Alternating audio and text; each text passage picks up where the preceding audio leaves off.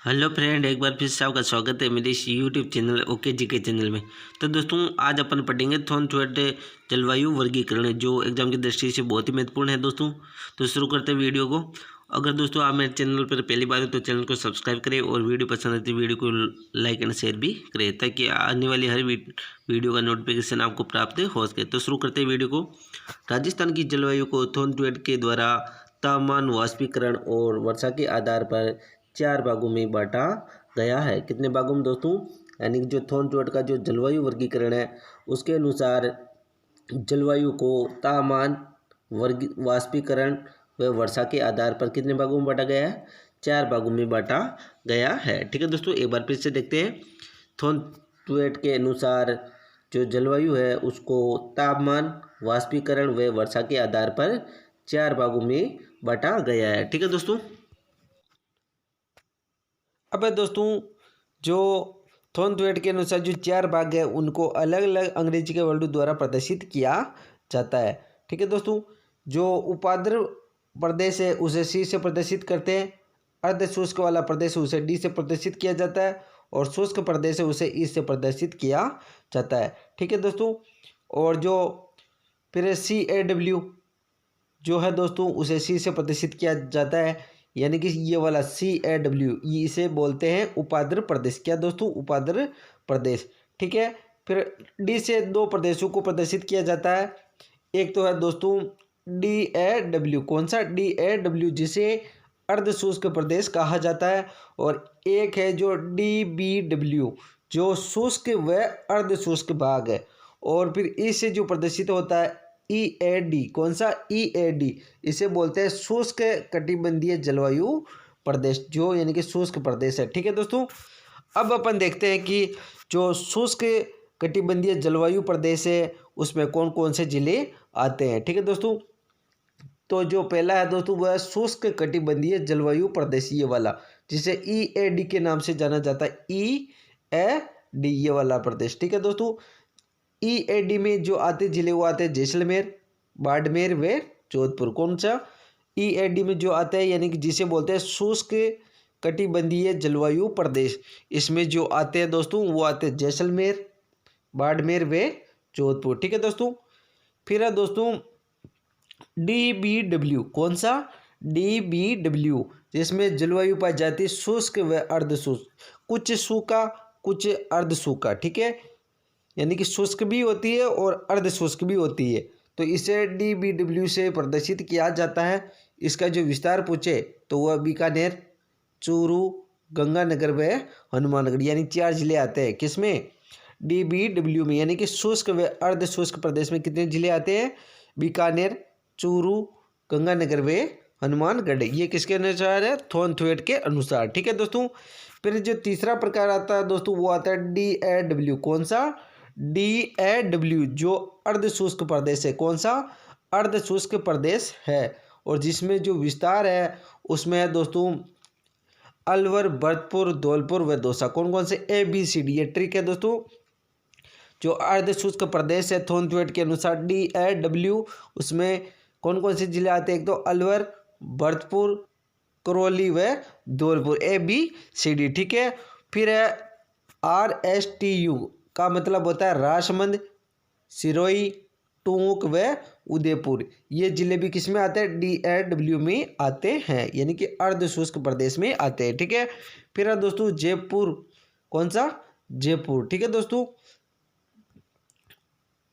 तो ये भी किस में आता है दोस्तों? DAW में। और शेष बचे जो 76 इसमें आते हैं। ठीक है, फिर है दोस्तों जो लास्ट का रहता है अपना वो है दोस्तों CAW। कौन सा? CAW, यानी कि CAW, जिसे बोलते हैं उपाद्र प्रदेश। क्या दोस्तों? उपाद्र प्रदेश। अगर विस्तार की बात करें, जो उपाद्र प्रदेश है इसमें आता है दोस्तों एक तो हाड़ौती में वागड़ व माउंट आबू, यानी बूंदी को छोड़कर और तीनों जिले इसमें आते हैं CAW में, यानी बूंदी नहीं आता।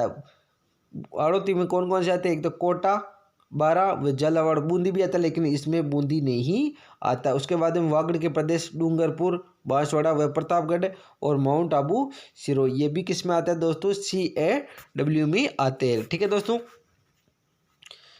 फिर दोस्तों आगे चलते हैं अपन।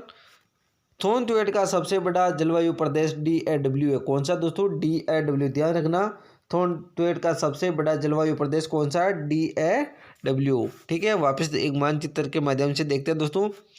थोनथुएट के अनुसार सबसे बड़ा जलवायु प्रदेश कौन सा है? DAW। ठीक है दोस्तों, क्योंकि इसमें ही सबसे ज़्यादा जिले आते हैं। ठीक है, व्यक्तिगत जलवायु वर्गीकरण में सर्वाधिक मान्यता दोस्तों वो थोनथुएट का जलवायु वर्गीकरण की है। किसके दोस्तों?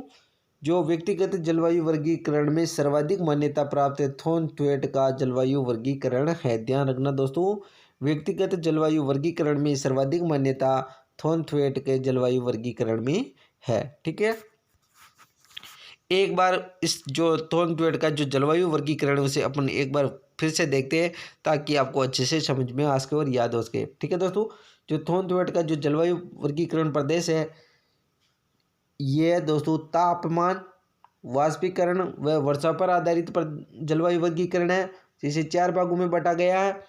ठीक है दोस्तों, जो उपाद्र प्रदेश है ये वाला क्षेत्र है, इसे C से प्रदर्शित किया जाता है। और जो अर्ध शुष्क प्रदेश है दोस्तों, ये वाला, ये अर्ध शुष्क प्रदेश है दोस्तों, इसे D से प्रदर्शित किया जाता है, DAW। ठीक है, फिर जो शुष्क प्रदेश है ये वाला क्षेत्र, इसे दोस्तों E से प्रदर्शित किया जाता है। ठीक है, और फिर जो यानी कि C से हो गया, फिर CAW यानी उपाद्र प्रदेश, ये यानी कि C से क्या होगा? CAW, जिसे उपाद्र प्रदेश कहते हैं। ठीक है दोस्तों, और फिर D से 2 प्रदेशों को प्रदर्शित किया जाता है। एक तो होता है DAW। कौन सा? DAW, जिसे बोलते हैं अर्ध शुष्क प्रदेश। और एक होता है DBW, जिसे बोला जाता है शुष्क व अर्ध शुष्क प्रदेश, ये वाला प्रदेश। ठीक है दोस्तों, जिसे शुष्क व अर्ध शुष्क भी कहते हैं। उसके बाद में E से जिसे प्रदर्शित करते हैं वह EAD है, जो शुष्क कटिबंधीय जलवायु प्रदेश है। ठीक है दोस्तों, विस्तार की बात करें, जैसे शुष्क कटिबंधीय जलवायु प्रदेश है तो इसमें जो विस्तार है जैसलमेर, बाड़मेर व जोधपुर आते हैं, जिसे EAD कहा जाता है। उसके बाद में DBW है, तो इसमें शुष्क व अर्ध शुष्क दोनों प्रकार की जलवायु पाई जाती है। विस्तार है बीकानेर, चूरू, गंगानगर व हनुमानगढ़। ठीक है, उसके बाद में दोस्तों है DAW, जो इसका विस्तार है दोस्तों, इसे कहते हैं पहले तो कि अर्ध शुष्क प्रदेश। और जो विस्तार है तो वो है इसमें अलवर, भरतपुर, करौली व धौलपुर। फिर है राजमंद, सिरोही, टोंक, उदयपुर, फिर है जयपुर। ठीक है दोस्तों, और जो बचे अन्य क्षेत्र। ठीक है, फिर है दोस्तों जो उपाद्र प्रदेश है CAW, इसमें जो आता है दोस्तों वो आता है हड़ौती प्रदेश, जिसमें बूंदी को छोड़कर और 3 जिले आते हैं, कोटा, बारा, झालावाड़। और वागड़ में जो है दोस्तों वह है डूंगरपुर, बांसवाड़ा व प्रतापगढ़, और फिर है माउंट आबू। ठीक है दोस्तों, ये आते हैं CAW में। ठीक है, थोनथुएट का जलवायु प्रदेश सबसे बड़ा प्रदेश है। ठीक है, और व्यक्तिगत जलवायु वर्गीकरण में सर्वाधिक मान्यता प्राप्त थोनथुएट का जलवायु वर्गीकरण है। ठीक है दोस्तों, अब अपन आगे चलते हैं, जलवायु ऋतु वर्गीकरण। ठीक है, तो जलवायु जो ऋतु वर्गीकरण है उसके जो 4 प्रकार, कितने प्रकार है? 4 प्रकार है। पहला है ग्रीष्म ऋतु। कौन सी ऋतु दोस्तों? ग्रीष्म ऋतु। दूसरी है वर्षा ऋतु, तीसरी शरद ऋतु, और चौथी है शीत ऋतु। जो जलवायु का जो ऋतु वर्गीकरण होता है वो 4 ऋतुएं आती हैं उसमें। पहले है ग्रीष्म ऋतु, जिसे अपन गर्मी बोलते हैं, उसमें लू चलती है। क्या चलते हैं ग्रीष्म ऋतु में? लू, आंधियाँ व बबूलियाँ चलती है, जो मार्च व जून में चलती है। ध्यान रखना, ग्रीष्म ऋतु में लू, आंधी व बबूलियाँ चलता है, और ये कब चलता है? मार्च व जून में। ठीक है, फिर दूसरी ऋतु आती है वर्षा ऋतु, जिसे मानसून ऋतु भी कहते हैं। यह दोस्तों जून से सितंबर तक रहती है। कौन सी वर्षा ऋतु होती है? वो जून से सितंबर तक रहती है। ठीक है, फिर जो तीसरी ऋतु है दोस्तों वो है शरद ऋतु। कौन सी ऋतु? शरद ऋतु। यह मानसून निर्वर्तन की ऋतु है, यानी कि इस टाइम में जो मानसून होता है वो लौटने लग जाता है। ठीक है दोस्तों, फिर है जिसे बोलते हैं कार्तिक हीट, यह है अक्टूबर से नवंबर तक। ठीक है, सर्दी की ऋतु होती है, जिसे अपन कार्तिक हीट बोलते हैं। ठीक है, यानी कि इसका जो समय होता है वो अक्टूबर नवंबर से शुरू होता है और फरवरी के मध्य तक चलता है, ठीक है। फिर है शीत ऋतु। शीत ऋतु में माउंट होती है दोस्तों, क्या होती है? माउंट होती है, वेरी इंपॉर्टेंट क्वेश्चन है। और शीत लहर चलती है, ये होती है दिसंबर से फरवरी तक, ठीक है दोस्तों। अब अपन देखते हैं दोस्तों, जो पहला प्रकार है ग्रीष्म ऋतु। कौन सी? जो यानी कि ग्रीष्म ऋतु, जो अपन ने 4 भागों में ऋतुओं को बांटा था, उसमें जो पहली ऋतु है वो है ग्रीष्म ऋतु, ठीक है दोस्तों। ग्रीष्म ऋतु में देखते हैं दोस्तों लू। तो यानी कि जो लू क्या होती है? आंधियाँ चलती है बहुत जोर से, यानी गर्म हवाएं चलती है, उनको अपन क्या बोलते हैं? लू बोलते हैं। गर्म व शुष्क हवाओं को क्या बोलते हैं गर्मियों में? लू। फिर आंधी। आंधी होती है जो धूल भरी होती है, यानी कि जिसमें धूल के कण चलते हैं, जिसमें कुछ नमी व आर्द्रता युक्त हवाएं चलती है, ठीक है दोस्तों। फिर है बबूलिया, यानी कि ये भी धूल भरी आंधी है, चक्रवाती हवाएं चलती इसमें इस तरह, ठीक है दोस्तों। इसे बोलते हैं बबूलिया, ठीक है। ये गर्मी के दिनों में चलती है, ठीक है। फिर जो देखते हैं दोस्तों, जो सर्वाधिक लू है, वो सर्वाधिक लू दोस्तों बाड़मेर में चलती। किस में चलती है दोस्तों? बाड़मेर में। सर्वाधिक लू किस में चलती है? बाड़मेर जिले में चलती है। और सर्वाधिक आंधियाँ किस जिले में चलती है? तो वो श्री गंगानगर, वेरी इंपॉर्टेंट है। सर्वाधिक आंधियों वाला जिला कौन सा है? श्री गंगानगर। सर्वाधिक आंधियां वाला जिला कौन सा दोस्तों? श्री गंगानगर है। कौन सा दोस्तों? श्री गंगानगर है, ठीक है दोस्तों। उसके बाद में दोस्तों बीकानेर। कौन सा? बीकानेर जो है, बीकानेर में सर्वाधिक बबूलिया चलता है। क्या चलता है दोस्तों? सर्वाधिक बबूलिया वाला जिला कौन सा? बीकानेर। कौन सा? और सर्वाधिक आंधियों वाला जिला श्री गंगानगर, और सर्वाधिक लू वाला जिला बाड़मेर है, ठीक है दोस्तों। अब दोस्तों ग्रीष्म ऋतु से संबंधित महत्वपूर्ण तथ्य, ठीक है दोस्तों। ग्रीष्म ऋतु की वह घटना जो तापमान को बढ़ाती है उसे लू कहा जाता है। क्या दोस्तों? ग्रीष्म ऋतु की वह घटना जो तापमान को बढ़ाती है क्या कहलाती है? लू कहलाती है। ग्रीष्म ऋतु की वह घटना जो तापमान को कम करती है आंधी कहलाती है। क्या दोस्तों? ग्रीष्म ऋतु की वह घटना जो तापमान को क्या करती है? कम करती है, तो क्या कहलाती है? आंधी कहलाती है। ग्रीष्म ऋतु में सर्वाधिक गर्म माह जून का होता है। क्या होता है दोस्तों? ग्रीष्म ऋतु में सर्वाधिक गर्म माह कौन सा होता है? जून का, यानी कि जून में सबसे ज्यादा गर्मी पड़ती है। ग्रीष्म ऋतु में सर्वाधिक गर्म स्थान जो है वो है दोस्तों वर्तमान में फलोदी जोधपुर और बोरियावाली बीकानेर। क्या दोस्तों? वर्तमान में जो सर्वाधिक गर्म स्थान है वो फलोदी जोधपुर है, और एक है बोरियावाली बीकानेर। और जिला पूछे तो चूरू, यानी राजस्थान का सबसे गर्म जिला कौन सा? चूरू है। और सबसे यानी कि जो गर्म स्थान है वो है फलोदी जोधपुर, ठीक है दोस्तों। और एक है बोरियावाली बीकानेर। ये दोनों स्थान क्या सबसे गर्म, और जिला पूछे तो चूरू, ठीक है दोस्तों। अब अपन आगे चलते दोस्तों। राजस्थान में दैनिक तापांतर सर्वाधिक जैसलमेर में पड़ता है। क्या दोस्तों? राजस्थान में दैनिक तापांतर सर्वाधिक किस जिले में होता है? जैसलमेर में, यानी 20 सेंटीग्रेड तापमान रहता है, ठीक है दोस्तों। और राजस्थान में वार्षिक तापांतर सर्वाधिक चूरू जिले में होता है। कहाँ पर? चूरू जिले में होता है। कितना? 40 डिग्री सेंटीग्रेड। कितना दोस्तों? 40 डिग्री सेंटीग्रेड होता है, ठीक है।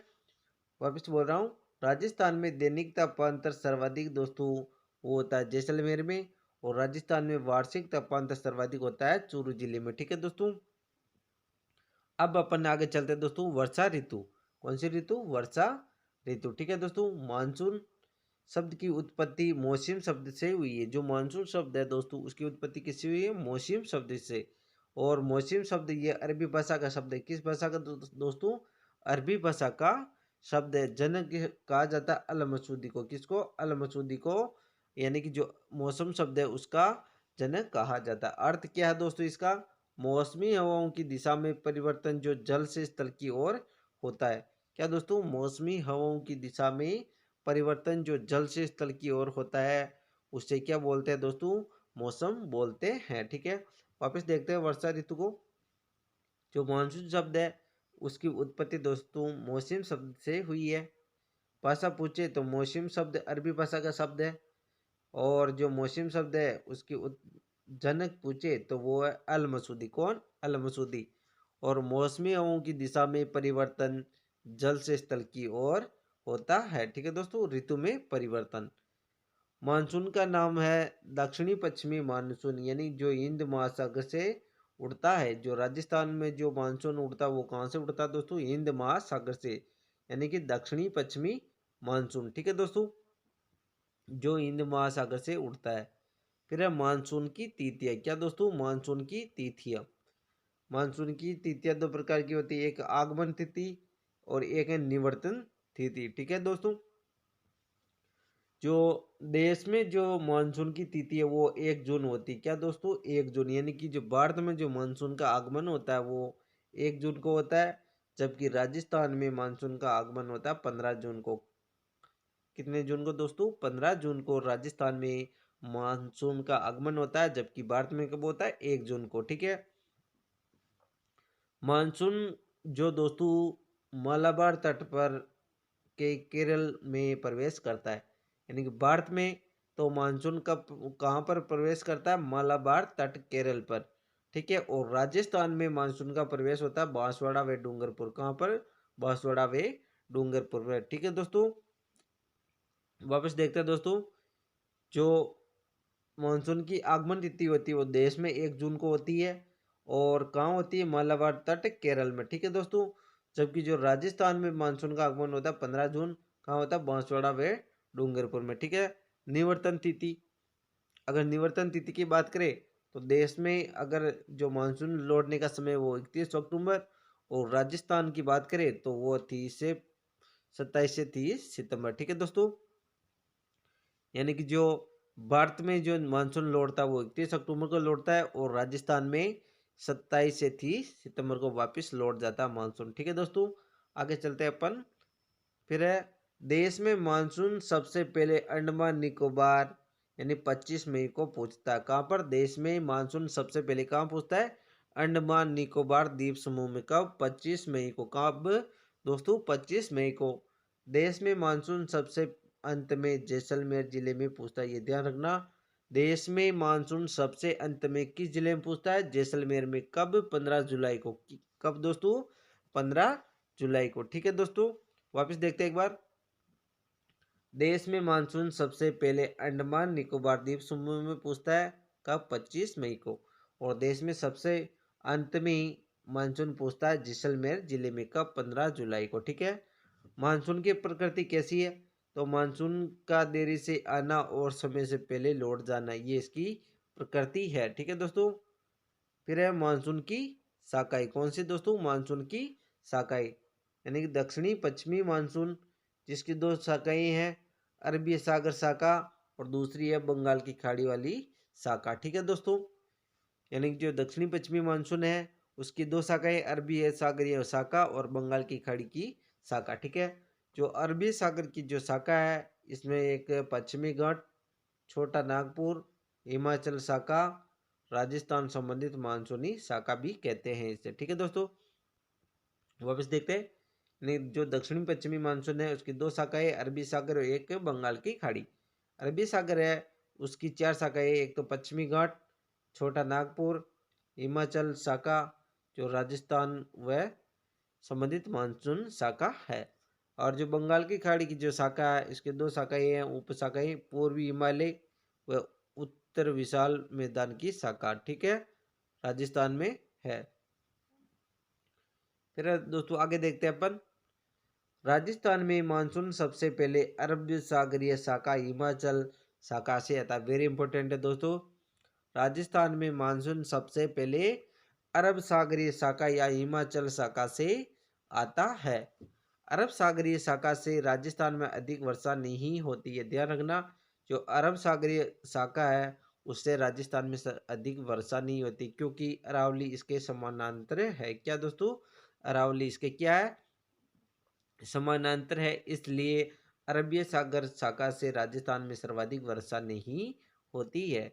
राजस्थान में मानसून सबसे पहले अरबिय सागर से आता है, लेकिन अरबिय सागर से राजस्थान में सर्वाधिक वर्षा नहीं होती। क्यों? क्योंकि अरावली इसके क्या है? समानांतर है। राजस्थान में सर्वाधिक वर्षा बंगाल की खाड़ी की शाखा से होती है, यानी उत्तर विशाल मैदान से होती है, यह ध्यान रखना। राजस्थान में सर्वाधिक वर्षा किससे होती है?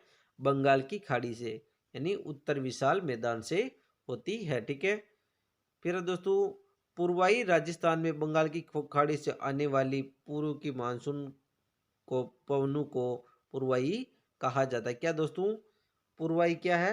राजस्थान में बंगाल की खाड़ी की ओर से आने वाली पूर्वी मानसूनी पवनों को पूर्वाई कहा जाता है। वेरी इंपॉर्टेंट है दोस्तों। पूर्वाई क्या है? राजस्थान में बंगाल की खाड़ी की ओर से आने वाली पूर्वी पवनों को अपन क्या बोलते हैं? पूर्वाई बोलते हैं। ठीक है दोस्तों, अब अपन आगे चलते हैं। जिनके द्वारा वर्षा मुख्यतः अरावली के पूर्वी भाग में होती है। ठीक है दोस्तों, यानी कि जिनके द्वारा वर्षा मुख्यतः कहाँ होती है? अरावली के पूर्वी भाग में। ठीक है। मानसून का प्रभाव, अब देखते हैं मानसून का क्या प्रभाव है, सर्वाधिक प्रभाव क्या पड़ता है और सबसे कम प्रभाव क्या पड़ता है। तो मानसून का सर्वाधिक प्रभाव दोस्तों झालावाड़ जिले में पड़ता है। ठीक है। और स्थान विशेष की बात करें तो माउंट आबू सिरोही में पड़ता है। जो यानी कि जो बंगाल की खाड़ी का जो मानसून है उसका सर्वाधिक प्रभाव किस जिले में पड़ता है? तो वो पड़ता है झालावाड़ में। और स्थान विशेष की बात करें तो वो पड़ता है माउंट आबू सिरोही में। ठीक है। मानसून से दोस्तों झालावाड़ में 100 सेंटीमीटर वर्षा होती है। और स्थान विशेष की बात करें तो माउंट आबू सिरोही में 150 से अधिक सेंटीमीटर वर्षा होती है। और जो मानसून है उसमें जो सबसे कम होता है, सबसे कम वर्षा होती है जैसलमेर जिले में। और सबसे कम वर्षा वाला स्थान पूछे तो वो है सम जैसलमेर। कितना? यानी कि वो भी 0 सेंटीमीटर, यानी कि जो यहाँ 0 सेंटीमीटर वर्षा होती है। ठीक है। और सबसे कम वर्षा वाला जिला कौन सा? जैसलमेर। कितनी सेंटीमीटर वर्षा होती है? 10 सेंटीमीटर। और सबसे कम वर्षा होती है वो है सम गांव जैसलमेर, यानी 0 सेंटीमीटर होती नहीं है, न के बराबर। ठीक है दोस्तों, ध्यान रखना। सबसे कम वर्षा वाला जिला कौन सा? जैसलमेर। ठीक है। स्थान विशेष की पूछे तो सम गांव जैसलमेर।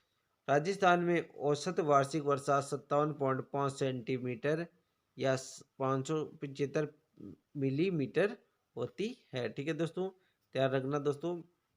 राजस्थान में औसत वार्षिक वर्षा कितनी होती है? 57.5 या 575 मिलीमीटर। ठीक है दोस्तों। तो दोस्तों ये थी आज की अपनी वीडियो।